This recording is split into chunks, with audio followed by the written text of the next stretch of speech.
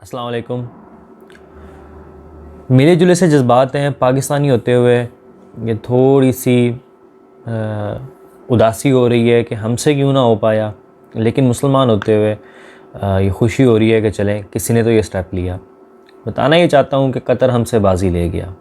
हम यहाँ पाकिस्तान इस्लाम का किला है, इस्लाम के नाम पर हासिल किया गया खिलाफत का निज़ाम कायम करना, ये ढंडोरा पीटते रहे, तोड़ फोड़ करते रहे, वाह वेला मचाते रहे, लेकिन कतर ने चुप करके बग़ैर कोई वाह वेला किए, तोड़ फोड़ किए, बता बता के या कान पका पका के नहीं किया, चुप करके उसने वो कर दिया जो शायद हम अगले 100 साल में सोच भी नहीं सकते करने का। हम पाकिस्तानी।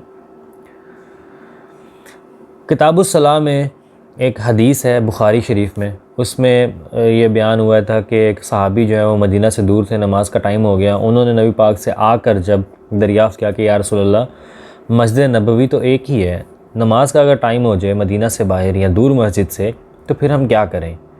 तो नबी पाक ने फरमाया कि तमाम ज़मीन मेरे लिए पाक कर दी गई है, तुम जहाँ चाहे सजदा कर सकते हो, बशर्ते कि कुछ शर्तें थी कि ज़मीन पाक हो, ऊँची हो, दिस एंड दैट।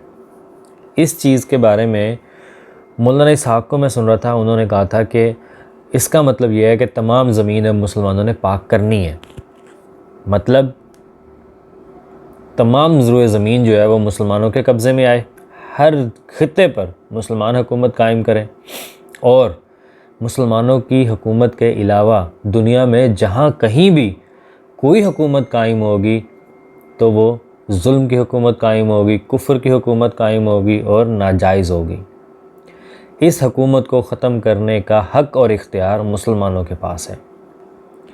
अब सवाल उठा कि इस हुकूमत को ख़त्म किस तरह किया जाए। इसका भी जवाब जो है फिर मुसलमानों ने ढूंढा।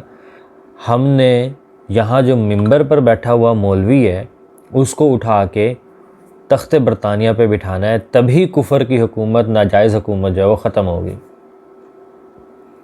ये रवैया अख्तियार कर लिया गया। इससे नुकसान क्या हुआ कि हमने अपने किरदार के ऊपर काम करना छोड़ दिया। हमने चोरी, डाके, झूठ, सब कुछ बोलना रवा रखा, क्योंकि हमारा ये तरीक़ ही नहीं था कि हमने किसी को किरदार से माइल करना है या अपने किरदार से किसी को मुसलमान बनाना है। हमारा तो था कि हमने जाके मौलवी को उठा के तख्त बरतानिया पे बिठाना है, तभी मुसलमानों की हुकूमत कायम होगी। ऐसे में मर्द मुजाहिद कतर उठा, उसने हमारे ज़ावियों को, हमारे सोचने के अंदाज़ जो थे, हमारे रवैये जो थे, उनको उठा के मारा। हज़रत सईद खुदरी की जो रिवायत है कि अगर कोई बुरी चीज़ होते देखो तो उसके ख़िलाफ़ ज़ोर बाजू का इस्तेमाल करो, या उसके ख़िलाफ़ काउंटर नैरेटिव लेके आओ, ज़ुबान से कहो, या अगर नहीं कह सकते दिल में तो कम से कम बुरा जानो। तो कतर ने वो करके दिखाया। कतर में फ़ीफ़ा वर्ल्ड कप का इनेकाद हुआ और कतर ने उस फ़ीफ़ा वर्ल्ड कप का भरपूर फ़ायदा उठाया कि वो इस्लाम का पीसफुल और काइंड जो इमेज है, सॉफ्ट इमेज है, वो दुनिया तक फैलाए।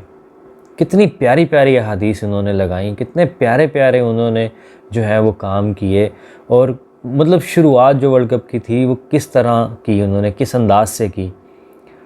कोई बुरा काम नहीं किया, कोई रूल्स एंड रेगुलेशंस नहीं तोड़े, अपनी with in its on territory वो ये सारे काम कर रहा है। तो और एक कंट्री जो है with in its territory sovereign होती है कुछ भी करने पर। उन्होंने पीस के मैसेज जगह जगह आवेज़ा किए। अब दुनिया भर से लोग आएंगे कतर में वर्ल्ड कप देखने, वो ये चीज़ें पढ़ेंगे, इंस्पायर होंगे, कंट्री का एटीट्यूड देखेंगे कि एज अ नेशन वो बैन कर रहे हैं शराब को, एज अ नेशन वो बैन कर रहे हैं कि बेहयाई और फहाशी वाले कपड़े नहीं पहनने। ये एक एटीट्यूड, जब एक मुल्क एक ऐसा एटीट्यूड शो करता है तो लोग इंस्पायर होते हैं।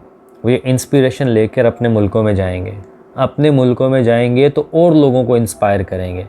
सीना ब सीना बात चलेगी, वर्ड ऑफ माउथ के ज़रिए फैलेगी कि यार हमने देखा वो कितने लॉयल हैं अपने रिलीजन के साथ, उनका रिलीजन कितनी प्यारी प्यारी बातें करता है। हो सकता है ऐसे ही बात चलती चलती चलती कहीं तख्ते बरतानिया पर बैठने वाला जो बादशाह है उसके कानों में भी पड़ जाए और वो इनसे इंस्पायर होकर इस्लाम कबूल कर ले। देखें कितना प्यारा हल निकल आया। तख्ते बरतानिया पर मुसलमान बैठ गया।